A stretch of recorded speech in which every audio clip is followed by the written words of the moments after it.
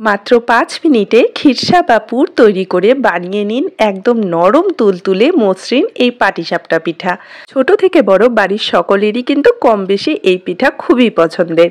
তো অনেকক্ষণ ধরে দুধ জাল করে খিরসা তৈরি করার ঝামেলা ছাড়া আজকে ৫ মিনিটে আমি দারুণ স্বাদের একটা খিরসার রেসিপি আপনাদের সাথে শেয়ার করব, যেটা দিয়ে এই পাটিসাপটাগুলো যখন বানাবেন কেউ আর থামবেই না, বানানোর সাথে সাথেই কিন্তু শেষ হয়ে যাবে। এতটাই টেস্টি হয় এই খিরসাটা খেতে।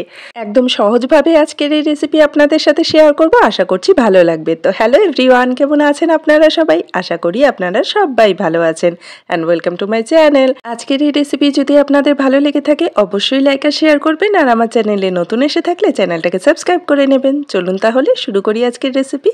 তো প্রথমেই একটা মিক্সিং বোলে আমি মেজারিং কাপে মেপে নিয়ে নিচ্ছি 2 কাপ চালের গুঁড়া। আপনারা যে কোনো বাটি বা কাপে মেপে উপকরণগুলো নিয়ে নিতে পারবেন।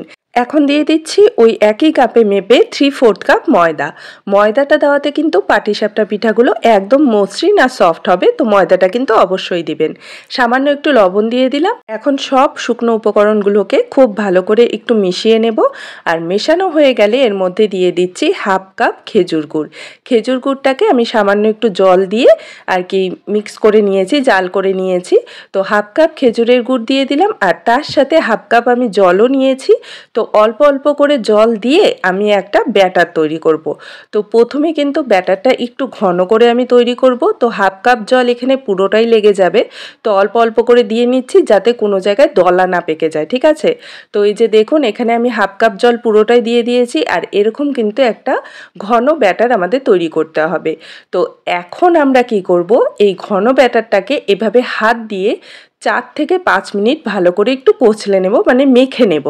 আপনারা চাইলে এই কাজটা হাত দিয়েও করতে পারেন, বা চাইলে হ্যান্ড উইক্স দিয়েও করতে পারেন, বা চাইলে মিক্সারে কিছুক্ষণের জন্য একটু থেমে থেমে এটাকে ব্লেন্ড করে নিতে পারেন, ঠিক আছে? তো এই যে দেখুন এখানে আমি 4 থেকে 5 মিনিট এটাকে মিক্স করে নিয়েছি। এখন 1 কাপ জল নিয়েছি আমি, আর এই জলটাও অল্প অল্প করে দিয়ে আমি এখন একটা মোটামুটি পাতলা ব্যাটার তৈরি করে নেব।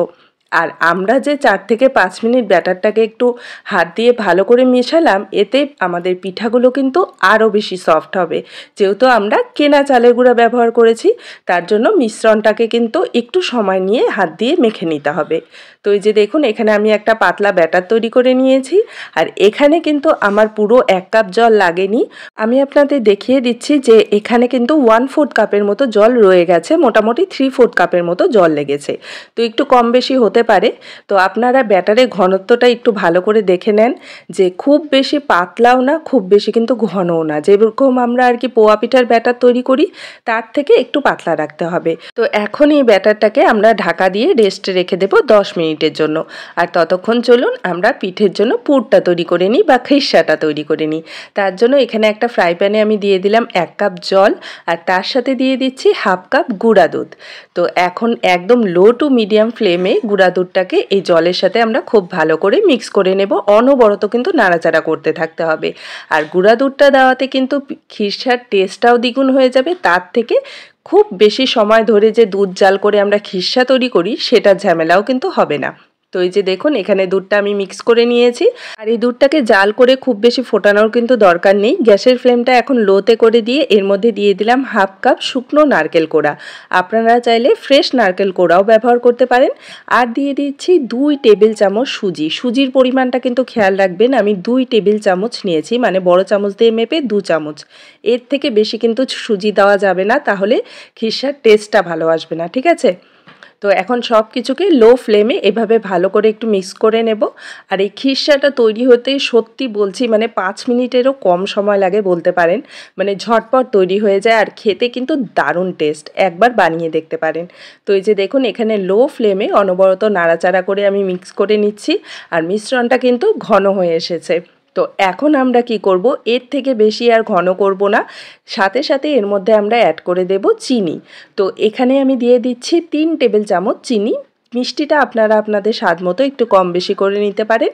তো লো ফ্লেমেই এভাবে ভালো করে চিনিটাকেও মিক্স করে নেব। আর চিনিটা দেওয়ার পর কিন্তু এই মিশ্রণটা, এই খিরসাটা একটু সফট হয়ে যাবে, পাতলা হয়ে যাবে। তো ততক্ষণই এটাকে কুক করব যতক্ষণ না চিনিটা পুরোপুরি গলে যাচ্ছে। তো চিনি যখন গলে যাবে তখনই কিন্তু গ্যাসের ফ্লেমটা অফ করে দিয়ে আমাদের এই খিরসাটাকে নামিয়ে নিতে হবে। তো এই যে দেখুন এখানে খিরসাটা কিন্তু মোটামুটি রেডি হয়ে গেছে। তো এর থেকে বেশি এটাকে আর আমরা জাল করব না, তাহলে আরও বেশি ঘন হয়ে যাবে। তো যখন এরকম একটু সফট থাকবে তখনই এই খিরসাটাকে একটা আলাদা বাটিতে নামিয়ে নিতে হবে। তো এই যে দেখুন এখানে একটা আলাদা বাটিতে আমি পুরো খিরসাটাই নামিয়ে নিচ্ছি। আর এটা ঠান্ডা হলে কিন্তু আর একটু ঘন হয়ে যাবে, ঠিক হয়ে যাবে। তো একটু সফট থাকতেই নামিয়ে নিতে হবে। তো এটাকে এখন পুরোপুরি ঠান্ডা হতে দেব। আর অন্যদিকে আমরা যে পিঠার ব্যাটারটা তৈরি করে রেখেছিলাম, এটা 10 মিনিটের মতো রেস্টে রাখা ছিল। তো এই ব্যাটারটা কিন্তু এখন পিঠা বানানোর জন্য একদম রেডি হয়ে গেছে। এখন আমরা একটা ফ্রাই প্যানে সামান্য একটু তেল ব্রাশ করে নেব, যাতে পিঠাটা তলায় লেগে না যায়। তো সামান্য একটু তেল, খুব বেশি তেলের দরকার নেই। এখন এর মধ্যে আমি 1 হাতা পিঠার ব্যাটারটা দিয়ে দিলাম। আর এভাবে ফ্রাই প্যানটাকে একটু ঘুরিয়ে নেব, যাতে চারিদিকে সমান করে পিঠার ব্যাটারটা ছড়িয়ে যায়। এখন গ্যাসের ফ্লেমটা লোতে রেখে অপেক্ষা করব উপরের লেয়ারটা একটু কুক হয়ে যাওয়া পর্যন্ত। আর যখন দেখবেন উপরের লেয়ারটা হালকা কুক হয়ে গেছে, তখন খিরসাটা যতটা পরিমাণ আপনাদের দিতে ইচ্ছা করে ততটা দিয়ে এভাবে জাস্ট হালকা করে ফোল্ড করে নেব। খুব বেশি কিন্তু তাড়াহুড়ো করতে যাবেন না, হালকা হাতে কিন্তু এটাকে ফোল্ড করতে হবে। আর ব্যাস, তাহলেই কিন্তু আমাদের পাটিসাপটা পিঠা একদম তৈরি হয়ে যাবে। তো এই যে দেখুন কত সুন্দরভাবে পিঠাটা তৈরি হয়ে গেছে, আর তার সাথে কালারটাও কিন্তু খুব সুন্দর এসেছে। তো একবার কিন্তু এভাবে পিঠা বানিয়ে দেখতে পারেন, খেতে অসম্ভব মজাদার হবে। তো এভাবেই আমি সবগুলো পিঠে তৈরি করে নিচ্ছি। আর আরেকটা আপনাদের বানিয়ে দেখে দিচ্ছি। প্রসেস কিন্তু একদমই সেম। উপরের লেয়ারটা একটু শুকিয়ে যাওয়া পর্যন্ত অপেক্ষা করবেন। যদি ভেজা ভেজা থাকে তখন কিন্তু পুরটা দিতে যাবেন না, তাহলে কিন্তু একদম সব নষ্ট হয়ে যাবে। যখন দেখবেন যে উপরের লেয়ারটা একটু শুকিয়ে গেছে তখনই কিন্তু পুরটা দিতে হবে। আর পুরটা কিন্তু খেয়াল রাখবেন একটু সফট নামাতে, তাহলে পুরটা আর কি পিঠার মধ্যে দিতে সুবিধা হবে। তো এই যে দেখুন আরেকটা পিঠা হয়ে গেল। মানে ঝটপট পাটিসাপটা পিঠা তৈরি করতে কিন্তু খুব বেশি সময় লাগে না। আর এই রেসিপি ফলো করে একবার পাটিসাপটা পিঠাটা বানিয়ে দেখুন, একদম নতুন ধরনের টেস্ট আসবে।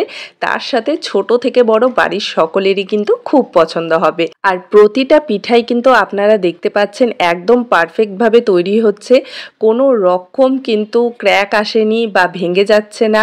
আর উপরের লেয়ারটা কিন্তু একদম সফট, মানে মসৃণ হয়ে আছে। এই যে দেখুন সবগুলো পিঠা কিন্তু আমি তৈরি করে নিয়েছি। আর যতটা সুন্দর এই পিঠাগুলো দেখতে লাগছে, খেতে কিন্তু তার থেকে অনেক অনেক বেশি টেস্টি হবে। একবার কিন্তু অবশ্যই ট্রাই করে দেখতে পারেন। একদম সহজভাবে আজকের এই পাটিসাপটা পিঠার রেসিপিটা আপনাদের সাথে শেয়ার করলাম। আশা করছি আপনাদের ভালো লাগবে। আর যদি ভালো লেগে থাকে আমাকে কমেন্টে জানাতে কিন্তু একদমই ভুলবেন না। দেখা হবে আপনাদের সাথে আরেকটি নতুন সহজ আর মজাদার রেসিপি নিয়ে। ভালো থাকবেন, সুস্থ থাকবেন। Bye bye.